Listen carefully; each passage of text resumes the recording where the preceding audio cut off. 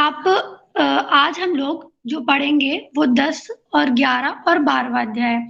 तो जो हमारा 10 अध्याय है उसके अंतर्गत 42 श्लोक है। ठीक है, तो जो हमारे 10वां अध्याय है उसका नाम है विभूतियां। ठीक है, विभूति योग। ठीक है, तो उसके अंतर्गत हमें ऐसा कुछ श्लोक तो अगर हम पढ़ेंगे तो उसमें पूरियों में ही विभूतियों का ही वर्णन मिलता है कि विभूतियां किस प्रकार की थी। तो अब हम यहाँ पे देख लेते हैं। इंद्रियों में मन, शब्दों में ओमकार, यज्ञों में जप और यज्ञ, वृक्षों में पीपल, जो कि आप 15वां अध्याय में पढ़ेंगे भी पीपल के बारे में।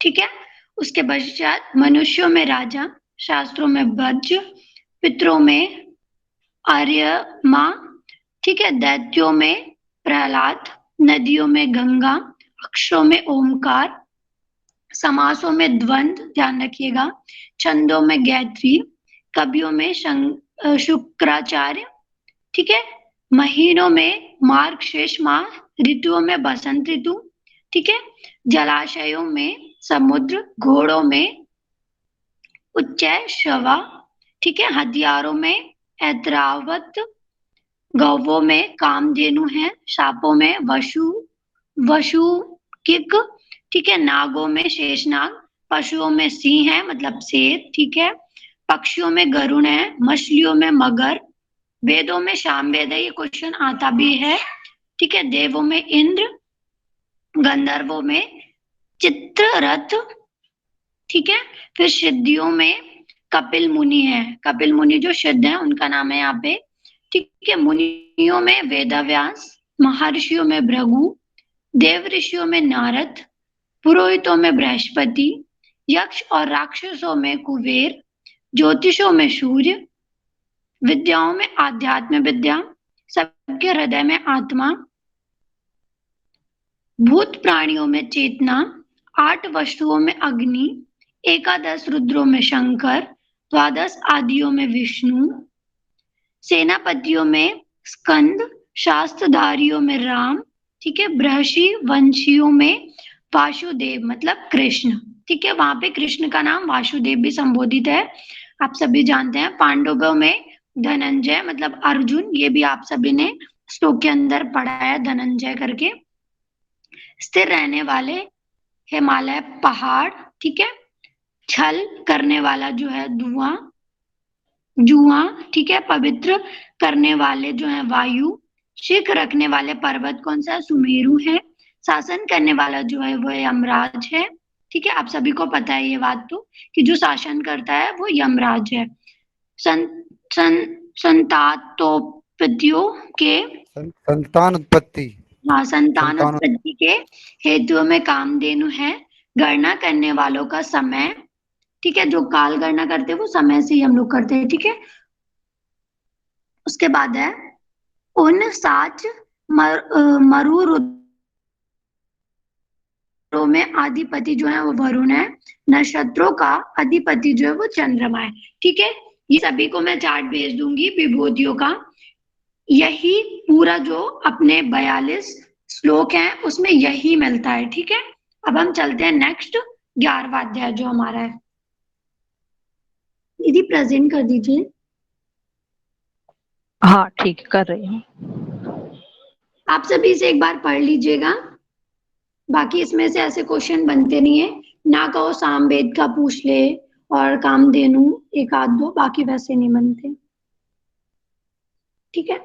देखिए 11वें अध्याय में ऐसा हमें कुछ सर ने पढ़ाया नहीं है, ठीक है, लेकिन फिर भी हम थोड़ी बता देते हैं और बाकी जो हमें लगेगा वो हम कल आपको इसके अंतर्गत बताएंगे, ठीक है। इसके अंतर्गत 55 श्लोक मिलते हैं। विश्व रूप दर्शन योग इसका नाम है। इसके अंतर्गत जो भगवान के जो विकाट रूप हैं, विश्व रूप हैं, उनके बारे में बताया गया है। अलग अलग जो उनके रूप कहे गए हैं उनके बारे में इसमें जानने को हमें मिलता है। जैसा कि मैं आपको 1-2 रूपों के बारे में भी बता देती हूँ, मुझे 1 सेकंड दीजिएगा। देखिए इसमें कहा गया है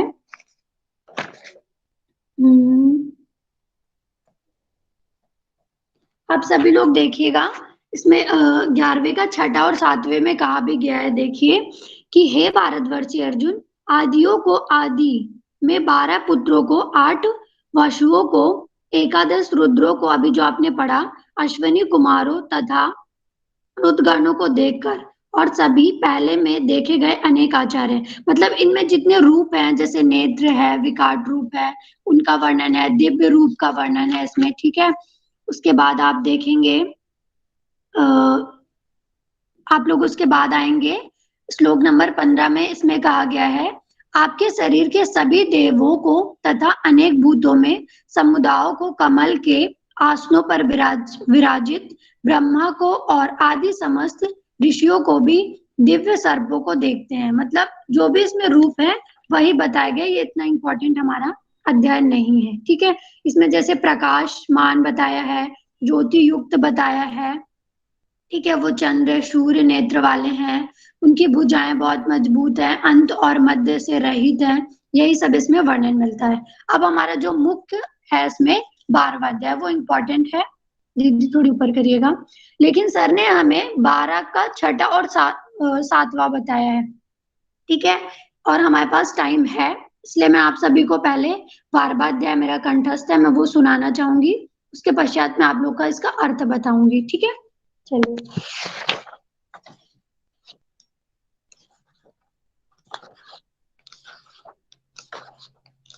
हम सभी 12वां अध्याय सुनेंगे। मैं प्रारंभ करती हूँ। तो दीदी आवाज आ रही है मेरी? तो हेलो नीरज जी। आ रही है हाँ, मना, आ आपकी रही है आवाज आवाज। आ रही है मना। ठीक है, ठीक है, हम 12वां अध्याय स्टार्ट करते हैं। ओम श्री परमात्मने नमः। अथ द्वादशोऽध्यायः। अर्जुन उवाच एवं सततयुक्ताये भक्तास्त्वां पर्युपासते ये चाप्यक्षरमव्यक्तं तेषां के योगवित्तमाः। श्रीभगवानुवाच मय्यावेश्य मनो ये मां नित्ययुक्ता उपासते श्रद्धया पर्योपेता ते मे युक्ततमा मताः। ये त्वक्षरमनिर्देश्यम् अव्यक्तं पर्युपासते सर्वत्र गमचिन्त्यं च कूटस्थमचलं ध्रुवं सन्नियम्येन्द्रियग्रामं सर्वत्र समबुद्धयः ते प्राप्नुवन्ति मामेव सर्वभूतहिते रताः। क्लेशोऽधिकतरस्तेषाम् अव्यक्तासक्तचेतसाम् अव्यक्ता हि गतिर्दुःखम् देहवद्भिर्वाप्यते ये तु सर्वाणि कर्माणि मयि सन्न्यस्य मत्पराः अनन्येनैव योगेन मां ध्यायन्तुपासते तेषामहं समुद्धर्ता मृत्युसंसारसागरात् भवामि न चिरात् पार्थ मय्यावेशितचेतसां मय्येव मन आदस्व मयि बुद्धिं निवेशय निवसिष्यसि मय्येव अत ऊर्ध्वं न संशयः अथ चित्तं समाधातुं न शक्नोषि मयि स्थिरम् अभ्यासयोगेन तथा अभ्यासयोगेन ततो मामिक्षाप्तुं धनञ्जय अभ्यासेऽप्यसमर्थोऽसि मत्कर्म परमो भव मदर्थमपि कर्माणि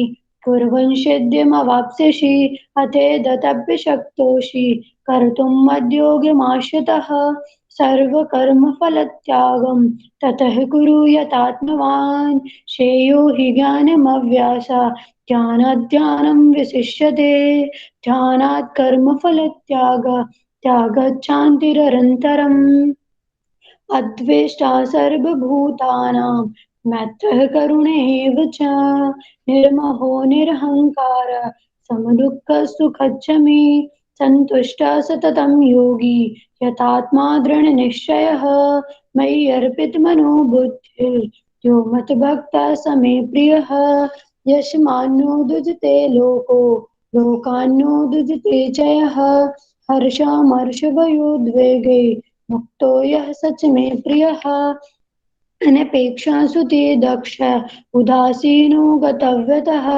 सर्वारम्भ परित्यागी यो मतभक्तः स मे प्रियः यो न हिष्यति न द्वेष्टि न शोचति न काङ्क्षति शुभाशुभ परित्यागी भक्तिमान्ये प्रियो नरः भक्तिमान् समे प्रियः समः शत्रौ च मित्रे च तथा मानापमानयोः शीतोष्णसुखदुःखेषु समः सङ्गविवर्जितः तुल्यनिन्दास्तुतिर्मौनी सन्तुष्टो येन केनचित् अनिकेतस्थिरमति भक्तिमान्ये प्रियो नरः हेतुधर्मामृतमिदं यथोक्तं पर्युपासते श्रद्धानामत्परमा भक्तास्तेतीव मे प्रियः। ॐ तत्सदिति श्रीमद्भगवद्गीतासु उपनिषत्सु ब्रह्मविद्यायां यां योगशास्त्रे श्रीकृष्णार्जुनसंवादे भक्तियोगो नाम द्वादशोऽध्यायः। ॐ हरिः कृष्णार्पणमस्तु। अब हम सभी इसका अर्थ देख लेते हैं, जो हमारा 12वां अध्याय है। ठीक है, इसका श्लोक संख्या आप लोग सभी खोलिएगा 1। इसमें कहा गया है एवं सतत युक्ताय भक्ता स्वाम पर्युपासते ये चाप्यक्षरम अव्यक्तम तेषाम के योग्य वित्तमा। इसमें कहा हे अर्जुन बोलते हैं जो भक्तजन इस प्रकार सतत युक्त होकर आपकी उपासना करते हैं और जो अव्यक्त अक्षर की उपासना करते हैं, उन दोनों में श्रेष्ठ कौन है। ठीक है, ये उनका प्रश्न था अर्जुन जी का। तब भगवान श्री कृष्ण जी उत्तर करते हैं मय्या वेश्य मनो इमाम नित्य युक्ता उपासते श्रद्धया परियोपेता ते में युक्त तमामता। बोलते हैं मुझ में मन को एकाग्र कर। ठीक है, किस प्रकार की उपासना करनी है मुझे, तो मुझ में मन को एकाग्र कर। मय्या वेश्य मनो इमाम नित्य युक्त उपासना, मतलब नित्य युक्त होकर, परम श्रद्धा से युक्त होकर मेरी ही उपासना कर, मतलब मेरे ही विकाट रूप की परमेश्वर की उपासना करो। इस प्रकार वो श्रेष्ठ योगी है, ऐसा मैं मानता हूं। ये कौन बोलते हैं, भगवान जी। ठीक है, उसके बाद नेक्स्ट श्लोक में हम लोग आते हैं ये तो अक्षर मनिर्देशम अव्यक्तम पर्युपासते सर्वत्र गम चिंतम च कूटस्थम अचलम ध्रुवम सन्नियम्येन्द्रिय ग्रामम सर्वत्र समबुद्धया ते प्राप्तवन्ति मामेव सर्वभूत हिते रथा। मतलब परंतु जो पुरुष इंद्रियों के समुचित को भली भांति वश में करके अचिंतनीय सर्वव्यापी अनिर्देशनीय, कहने का मतलब है कि जिनकी इंद्रिया वश में है वो अचिंतनीय सर्वव्यापी निर्देशी और माया के अधिष्ठान नित्य अचल अव्यक्त अक्षर पर ब्रह्म की निरंतरता, ठीक है, ऐक्य भाव की उपासना करनी है। किस प्रकार करनी है, वो सर्वव्यापी हो, अचितन्य हो, ठीक है, अचैतन्य हो, अधिष्ठाता हो, नित्य हो, अचल हो, अव्यक्त अक्षर ब्रह्म की हमें निरंतर एक भाव में रह के उपासना करनी है। वो समस्त भूतों के हित में रत और सर्वक्त सम बुद्धि वाले योगी ही मुझे प्राप्त होते हैं। ठीक है, इन जो इन रूपों में इनकी उपासना करेंगे वो बुद्धि वाले मुझे ही प्राप्त होते हैं। ठीक है, ऐसा भगवान जी कहते हैं।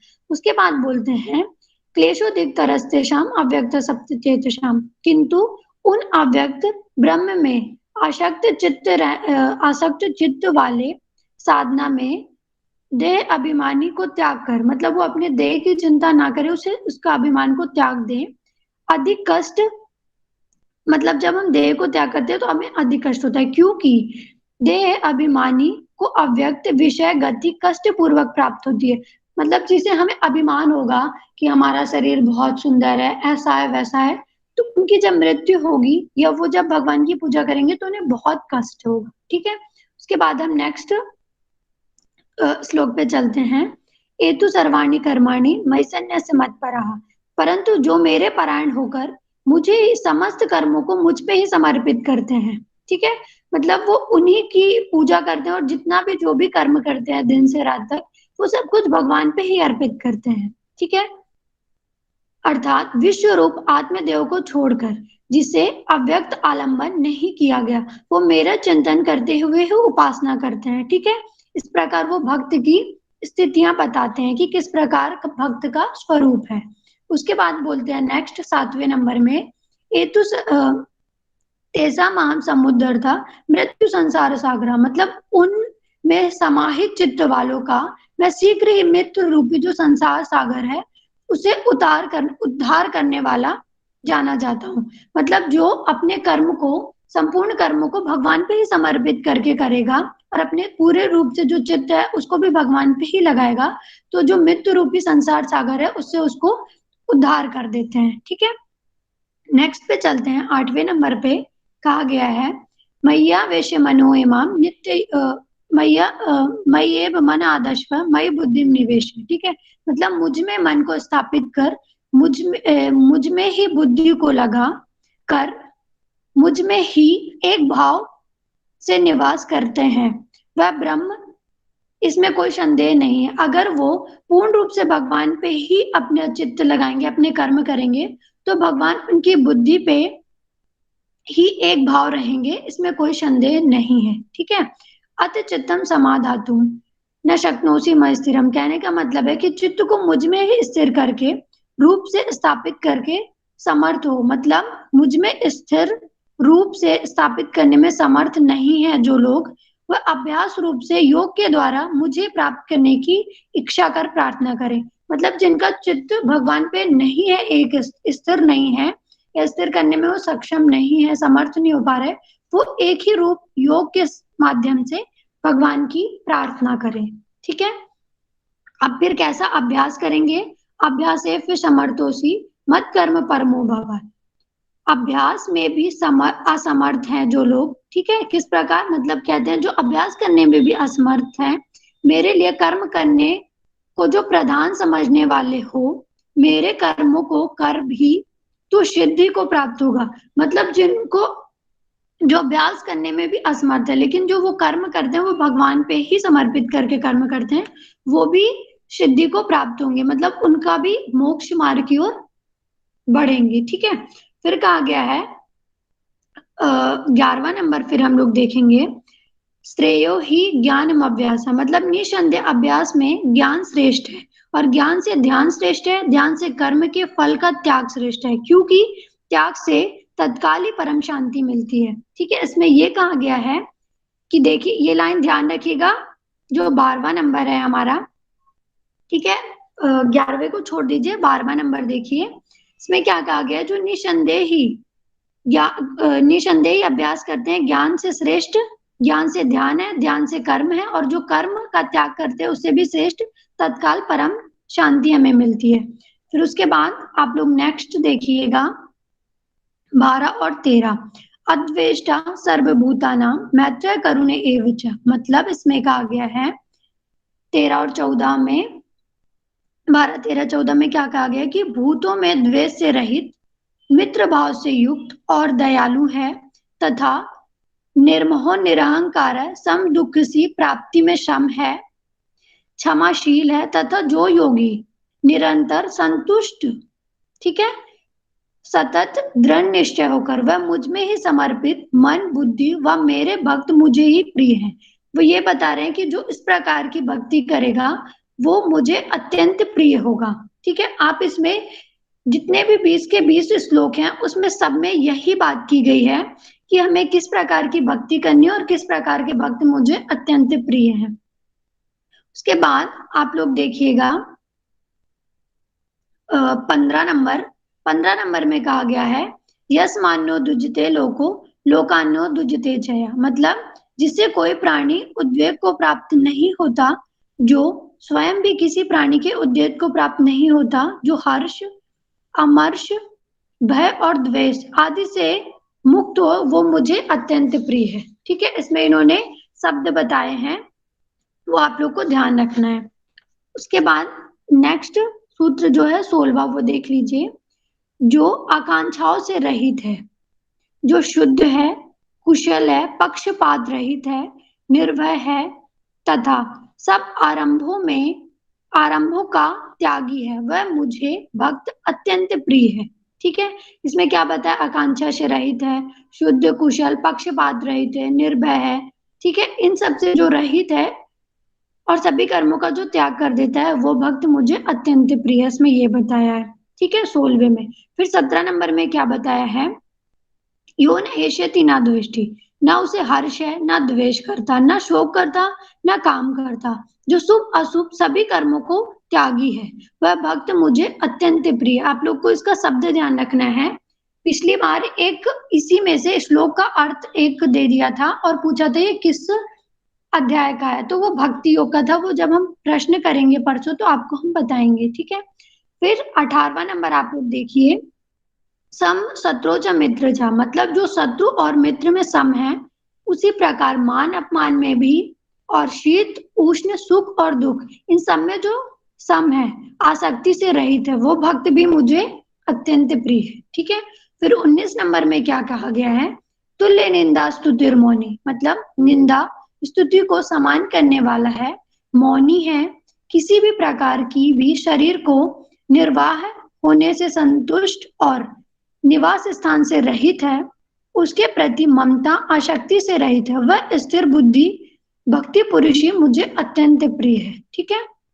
इसमें ये बताया है। फिर हम 20वां नंबर देखेंगे जो हमारा अंतिम नंबर है, उसमें क्या कहा गया है, एतु, इसमें कहा गया एतु एतु धर्मा मृतमिदम यथोक्तम पर्युपासते, मतलब परंतु जो श्रद्धा और मेरे परायण हुए, अर्थात मैं अक्षर परमात्मा जिनका निरशधि गति हूँ, ऐसे यथार्थ ज्ञान रूप उत्तम भक्त आलंबन करने वाले हैं, उस प्रकार उस प्रकार का है धर्म में अमृत सेतु होने में अमृत का सेवन करते हैं, वो भी मुझे अत्यंत प्रिय है, ठीक है। इसमें पूरी भक्ति का ही वर्णन है कि किस प्रकार के भक्त मुझे प्रिय हैं, ठीक है।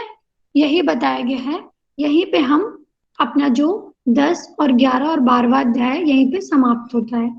अगर इनमें से आपको कुछ और इम्पोर्टेंट लगता है वो मुझे बता दीजिए। मोना श्लोक नंबर 12 एक बार एक्सप्लेन कर देना। 12, जी ठीक है। 12वें नंबर में है, श्रेयो ही ज्ञान मव्यासा ज्ञानात् ध्यानम विशिष्यते ध्यानात् कर्म फल त्याग त्याग शांति निरंतरम। इसमें कहा गया है निसंदेह अभ्यास से ज्ञान श्रेष्ठ है, ज्ञान से ध्यान श्रेष्ठ है, ध्यान से कर्मों के फल का त्याग श्रेष्ठ है, ठीक है। क्योंकि त्याग से तत्काली परम शांति मिलती है या होती है, ऐसा भगवान ने बताया है। जी ओके, थैंक और यू। कोई,